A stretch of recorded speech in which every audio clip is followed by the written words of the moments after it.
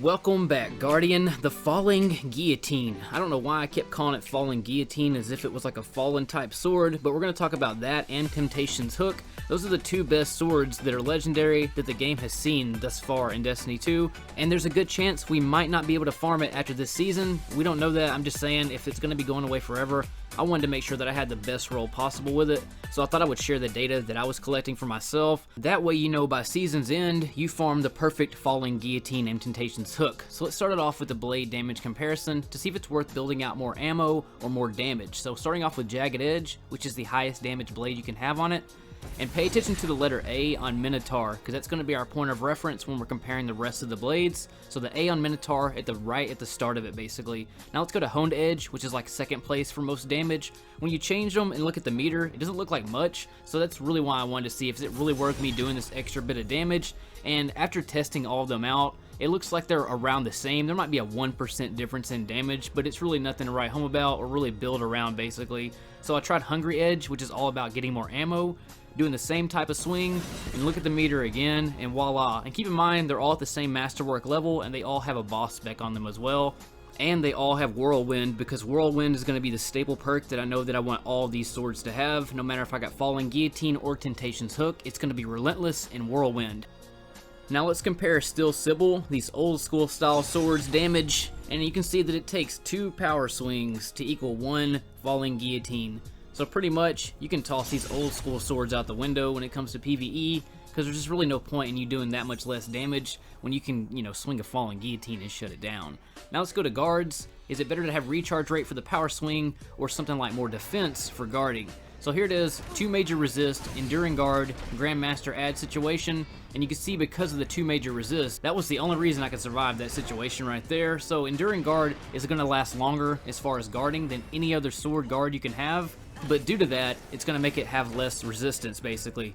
Normally the only time I use a guard is during a revive, but I hardly ever will pull my sword out and do a guard. I'm usually just going to run away out of the situation, so guarding to me, in my opinion, isn't that important. Here's Enduring Guard versus Swordmaster Guard. Swordmasters has the fastest recharge rate for your power swing, and then Heavy Guard versus Swordmaster Guard. Heavy Guard has the second most resistance, but here's resistance from Swordmaster with 2 major resist.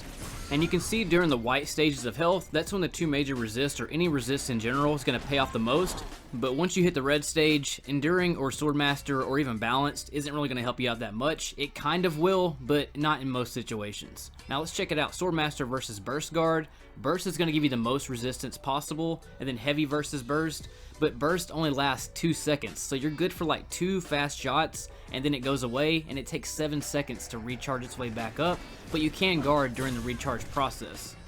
If you're all about guarding, I can see in like maybe a sniper situation, you can, pull your guard out real fast, but the fact that it doesn't come back that quick, but it does have a lot of resistance, it does have decent recharge rate for the power swing, but overall, I just don't like the reliability and having to get that only 2 seconds. Even though it does block a lot, the balance of it and weighing the calculations just doesn't really make sense to do Burst Guard in my opinion. It might be for some people, but for me, I know the main reason that I'm going to have a sword out is to be knocking the shit out of some targets. So that's what we're going to check now is the power swing recharge. Now here's Heavy Guard versus Swordmaster Guard. Swordmaster again is the fastest recharge rate. And then there's Burst Guard versus the Swordmaster Guard. Like I said, Burst does a lot of resistance, but only lasts at 2 seconds, but takes 7 seconds to come back.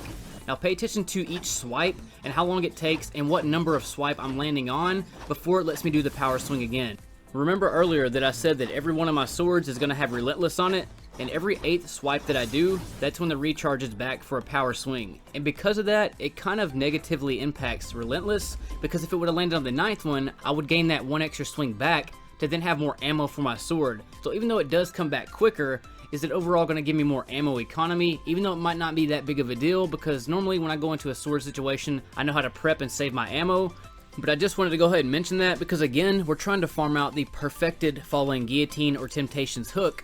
So by knowing the data of these weapons and the perks you can put on them, we can maximize the benefit of our ammo economy, and knowing that our sword and our power swings are going to time out in such a way that we maximize the ammo coming back to us, which could make it the ultimate god roll to have for this specific type sword. But let's move on to some other swings now. Let's go to Burst Guard and try its recharge rate out, again, versus the Swordmaster Guard, which again was the fastest one.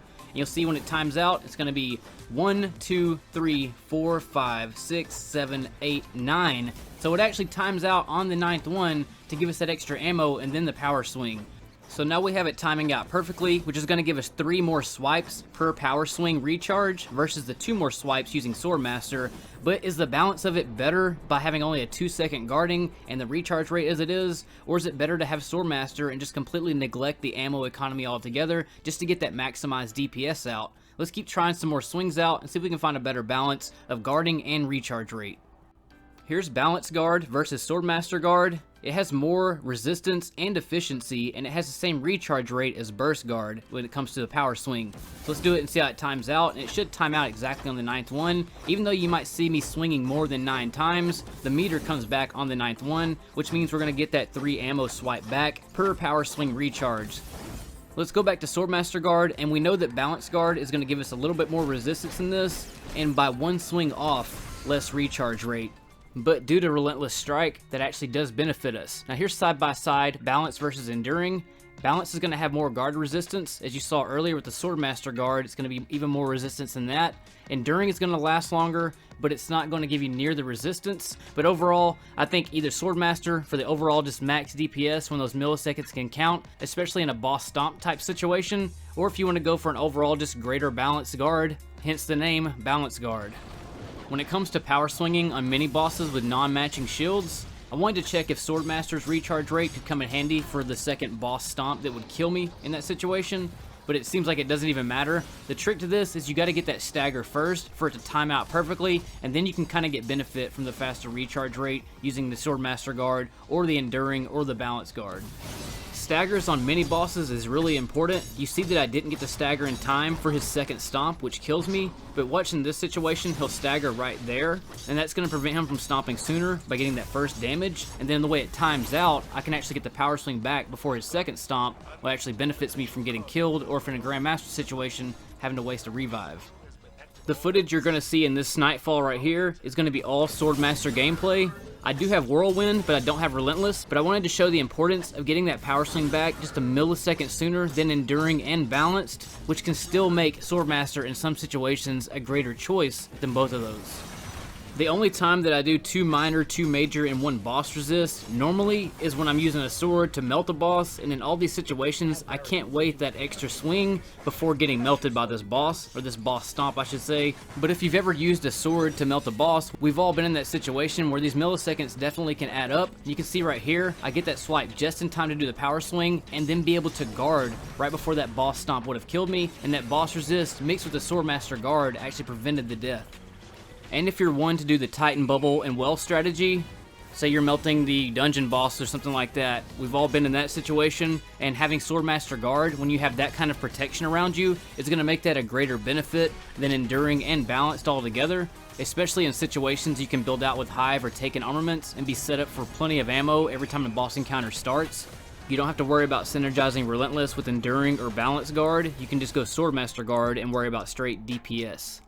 Here's some other things to consider when it comes to the recharge rate and your speed killing or just blowing through areas in Nightfalls. Every time you use your power swing, you got to pull your sword back out and stand there for a second and wait for the recharge meter to go back up, because you don't want to get in a situation where you pull your sword out in front of another bigger target later on and oh shit, it's not ready to do the power swing, and then you get killed because of it. So every time you do the power swing, if you're having to wait like 7 or more seconds because you chose heavy guard or chose some kind of guard that's really slow, I've noticed that happening on a lot of different sword situations, and I hate it because all it does is just slowing me down while other teammates are slaying ahead.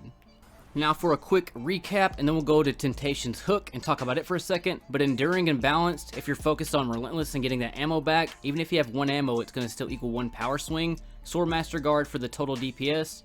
Tempered Edge or Hungry Edge. I'd rather do Tempered because it's only 2 less ammo than Hungry Edge, and you still get a tiny bit of damage, so it kind of balances out better. Then of course Relentless, every 3 swipes equals that 1 ammo, which definitely will pay off. Even if you only have 1 ammo left, you can still do a power swing with that ammo, and it definitely pays off in boss encounter situations because getting that ammo back in any kind of Nightfall or any kind of melting situation is going to be beneficial.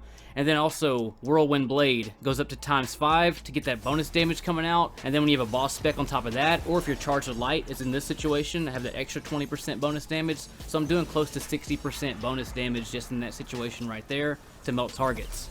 And last but not least, Temptation's Hook. So I'm going to do a blade comparison like I did with Falling Guillotine. Just do a quick rundown with this. It's the exact same roll as the Falling Guillotine though, but here's Enduring. You can pay attention to the word Vandal, and where it's landing on is that N.